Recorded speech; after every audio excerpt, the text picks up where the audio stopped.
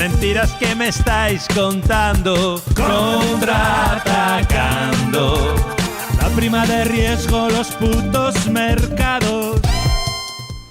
Sin más, voy a pasar a presentar a los compañeros y, si te parece, empiezo por ti, que te tengo a mi lado, Juan, y te voy a empezar preguntando qué ocurre, que parece que hay determinados ámbitos y agentes sociales, en fin, estamos hablando de la derecha, tampoco está la cosa muy... No estoy mintiendo a nadie, ¿no? Si no lo digo claro. Que han conseguido instalar en la sociedad la idea falsa de que en España se pagan muchos impuestos, y aún más, que disminuir los impuestos es siempre beneficioso para todos. ¿A qué se debe, Juan? ¿Por qué piensas tú, en tu opinión, qué dificultad tenemos o qué hemos hecho mal para ganar la batalla del relato, de defender que una fiscalidad para la ciudadanía debe de ser potente y progresiva? ¿Es que tenemos unos argumentos muy débiles? ¿Es que no aparecemos en los medios? ¿Qué ocurre, según tu opinión, Juan? Bueno, yo pienso que existen argumentos muy sólidos para pensar lo contrario, pero que también esos argumentos sólidos, también la propia izquierda los ha manejado de manera poco inteligente en ocasiones, ¿no? ¿Por qué hay argumentos sólidos? Porque si podemos plantearnos el tema fundamentalmente de los datos reales de comparación que realizan todos los organismos internacionales o existentes en la Unión Europea, pues es conocido completamente el diferencial de presión fiscal global entre lo que son los países más desarrollados y los países con una renta per cápita inferior, ¿no? ¿Qué es lo que viene a ocurrir? Bueno, pues que hay sectores que pagan o que pagamos mucho, y hay sectores que pagan menos o que pagan bastante menos de lo que deberían de pagar. Y que en ese sentido el modelo fiscal es un modelo que hay que tratar de que cumpla simultáneamente los dos factores fundamentales que tiene que tener un modelo de fiscalidad. Por una parte, que sean justos o equitativos, y segundo, que recaudan lo suficiente para poder realizar el gasto público, los gastos sociales y el gasto global que necesita un país. Y todo ello dentro de un marco de crecimiento económico. Esas son las características económicas de un sistema.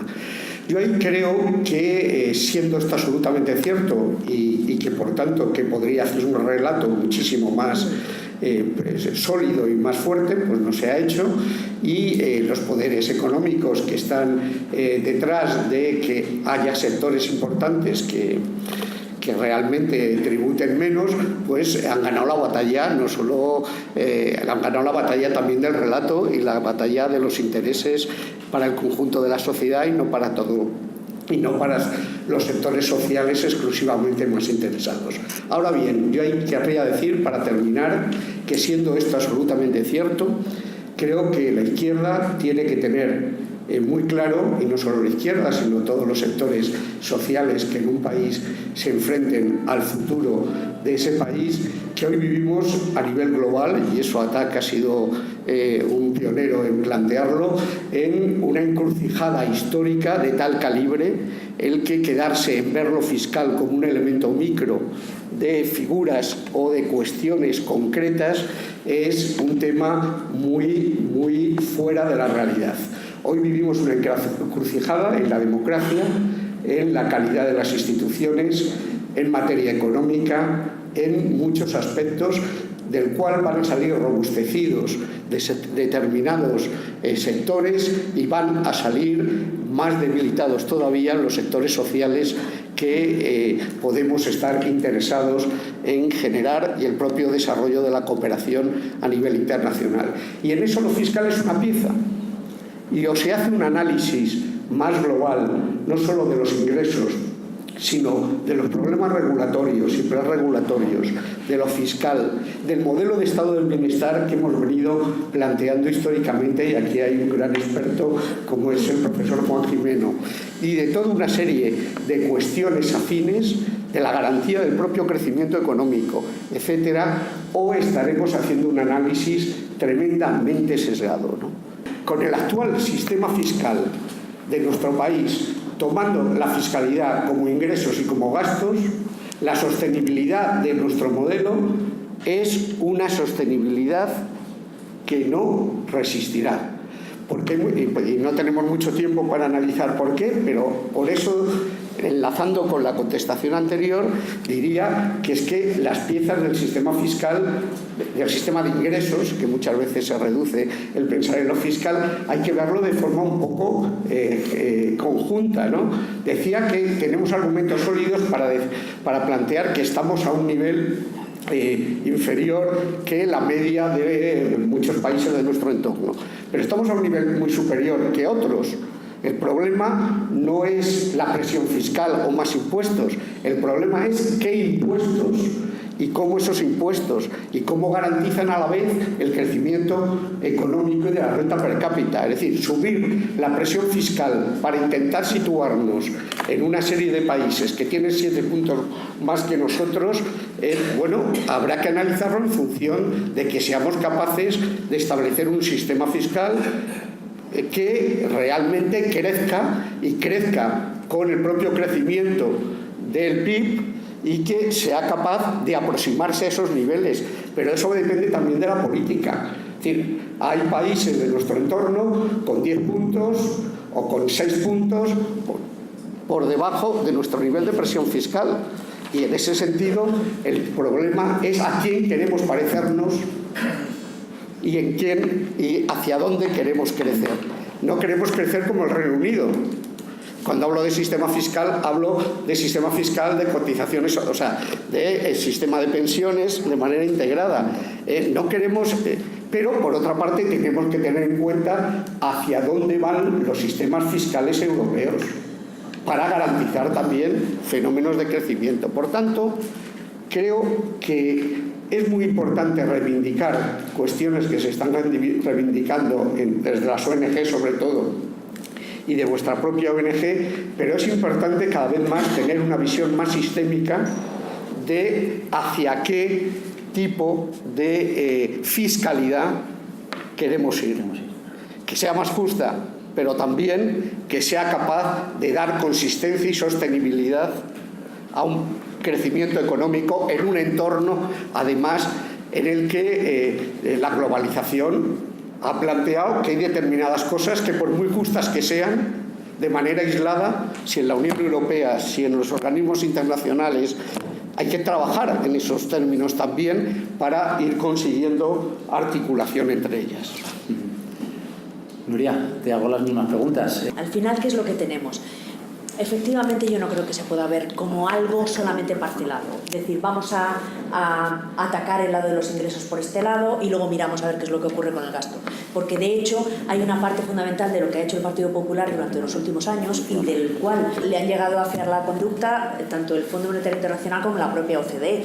Es decir, te has cargado la política social desde el punto de vista del gasto y la has dejado solamente en incentivos por el lado de los ingresos, con lo cual no lo puedes desvincular en absoluto, porque eso al final en lo que redunda es en que esa política social solamente recae en unas cuantas personas y que además tiene un menoscabo por el lado de los ingresos. Entonces tiene que ir todo conjuntamente.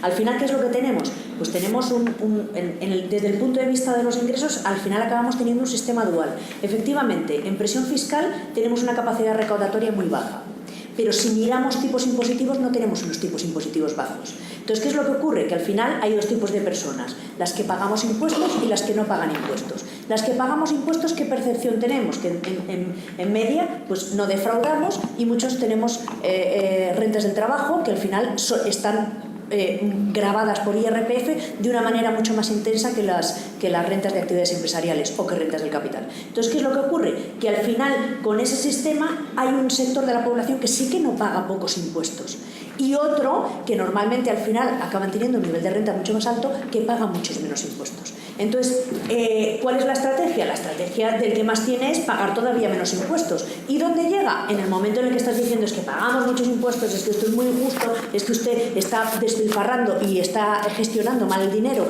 que es de todos, pues entonces cae en la población, porque la parte que sí que paga impuestos está pagando muchos impuestos. Entonces es que al final, esto solamente con datos de datos de FEDEA, que no es que sea sospechoso de ser el colmo del progresismo, ¿no? Lo que tienen de recaudación impositiva por quintiles al final da una posibilidad de progresividad del sistema entre el quintil más bajo y el más alto que no llega a 10 puntos, entre un 28 y pico de la capacidad de pago que tiene el quintil más bajo y un 37 y pico que tiene el más alto. Entonces dices, claro, si es que te has cargado por completo en la progresividad del sistema. Entonces, ¿cómo va a calar? Si a eso le unimos el hecho de que hay que juntar la corrupción, el fraude fiscal, elementos sociales tradicionales, que, bueno, pues que aquí el tonto el último y que si no pagabas impuestos no está socialmente mal visto en general, y a eso unimos que hay un déficit de comunicación, o sea que al final muchas personas ven lo inmediato y el hecho del pago de impuestos es incapaz de ver qué es lo que se va a hacer con esos impuestos porque desde otras posiciones no somos capaces de mostrárselo, pues al final tenemos la guerra completamente perdida. La segunda pregunta me la has contestado ya. Decía que si era posible cumplir con estos objetivos. Absolutamente no. O sea, absolutamente no. Creo que vamos a tener muchísimas dificultades para mantener lo que tenemos en cuanto, bueno, solamente haciendo uno de los trabajos de investigación que presentamos hace muy poco, que era sobre sostenibilidad de la deuda pública, medía en cuanto tengamos un mínimo aumento de tipos de interés, el margen de maniobra que tenemos es absolutamente nulo. Si ahora mismo estamos pagando el 2,6 o el 2,7% del PIB en intereses de la deuda, en cuanto eso suba un poco nos ponemos en el 4 o el 5. Eso es todo el gasto público en educación de España ahora mismo, con lo cual no tenemos absolutamente ningún margen. O sea, tenemos dudoso margen para mantener lo que tenemos ahora mismo. Yo ampliarlo no lo veo. Yo creo que una de las maneras que tienen de apartar a la gente en general de los temas sociales y económicos que les afectan es divulgando la idea de que son temas muy complejos, que es mucho mejor que dejarlos en manos de expertos. Entonces, el lenguaje evidentemente es difícil de entender por cualquier persona que no esté un poquito metida en el ajo. El lenguaje de lo que tú has hablado antes, de la economía especulativa, de casino, financiera, es todavía más complejo porque muchos de los términos, la nomenclatura incluso es en inglés, pero vamos, yo tengo aquí una serie de cosas que son difíciles de divulgar y de que la gente las haga suya. Últimamente es verdad, por ejemplo, fondos buitres se entiende muy bien, pero fondos buitres ha sido casi una imposición de las personas que estamos luchando contra la apropiación que están haciendo estos fondos de inversión de alto riesgo de las cuestiones de primera necesidad, como es, por ejemplo, la vivienda, etcétera. O, por ejemplo, que yo creo que además en la TAC lo estamos revisando un poquito, se ha divulgado ya muchísimo, se ha extendido el término paraísos fiscales, pero claro, incluso no está bien extendido, porque en realidad no son paraísos, son guaridas donde guardan, digamos, los botines, ¿no? Pero bueno, es difícil el lenguaje, eso es una de las cosas.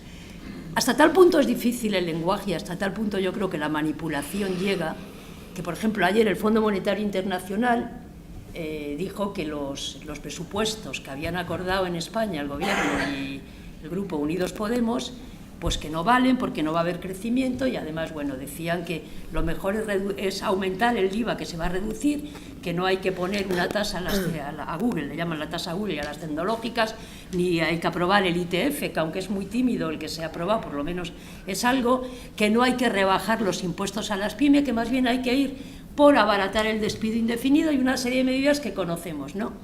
Bien, el Fondo Monetario Internacional es un organismo que en los últimos años ha estado presidido por 3 personas condenadas por delincuentes. Dominique Strauss-Kahn, Rodrigo Rato y Christine Lagarde también tiene una condena. Más suave, pero la tiene. Este es el organismo que está diciendo lo que tenemos que hacer en España y la gente se lo traga. Entonces, claro, es muy difícil si tú no tienes acceso a los medios, si ni en tertulias, ni en la tele y tal te dejan. Y sin embargo, yo creo que hay una cosa que deberíamos extender, y es que los impuestos, bien entendidos, son una de las bases de la democracia. La Declaración Universal de los Derechos del Hombre y del Ciudadano, he de decir que esto fue así en el año 1789, unos poquitos años después vino una mujer, Olimpia de Hus, a decir que había que implantar también la Declaración de los Derechos de la Mujer, como es normal, pero bueno, estamos en ese contexto. En los artículos 13, 14 y 15 establecen que la soberanía, bueno, el primero, que la soberanía, que el pueblo es el soberano, es el que elige los poderes, etcétera. Pero luego la democracia se basa en que hay que contribuir a los gastos generales y para eso hay que recaudar. Y entonces, para esa recaudación, lo dice el propio artículo 13, tiene que ser de acuerdo con las capacidades de cada cual. El 14 analiza que la población, el pueblo también tiene que controlar el gasto y hacer una labor vigilante. Y el 15 redunda en esto. Quiero decir, los impuestos no son un castigo, los impuestos deberían ser la forma en la que el pueblo ejerza, la soberanía del pueblo ejerza su derecho a distribuir y a recaudar y a gestionar. Nosotros siempre reclamamos o estamos pidiendo que pague más quien más tiene. Y por último, quería decir que a pesar de todo, la última encuesta del CIS, son datos, no me voy a extender mucho, pero la última encuesta del CIS dice que el 57,4% de los españoles cree que paga mucho en impuestos, pero que hay un 45% que pagaría más porque haya más servicios públicos. Esta es del año y del mes pasado. También un 90% cree que el reparto de los impuestos es injusto y que hay un excesivo fraude fiscal. El 87,6% dicen que no creen que los impuestos se cobren de forma justa y solamente hay un 8,6% que está de acuerdo con el reparto fiscal que se hace en España. La mayor parte de ellos dicen también que los impuestos se deberían cobrar a través de tributos directos, ¿no? Bueno, por ejemplo, bueno, también que deben pagar más quienes más tienen, ¿no? Quiero decir con esto que a pesar de todo, pues todavía hay esperanzas de que, digamos, de desenmascarar toda esa serie de mentiras, de ideas y de, no sé, de principios que se han asentado de alguna manera o se pretende que se establezcan en la sociedad. Porque, bueno, yo parto de la base de que la gente no es tonta y por eso en ATAC trabajamos desde hace ya muchos años, porque entendemos que nuestra labor es importante para hacer una educación social sobre esto. La segunda pregunta ya no me acuerdo cuál era. La segunda, si con este sistema fiscal se podía cumplir. Pues evidentemente no. O sea, para empezar, con este sistema fiscal, vamos a ver...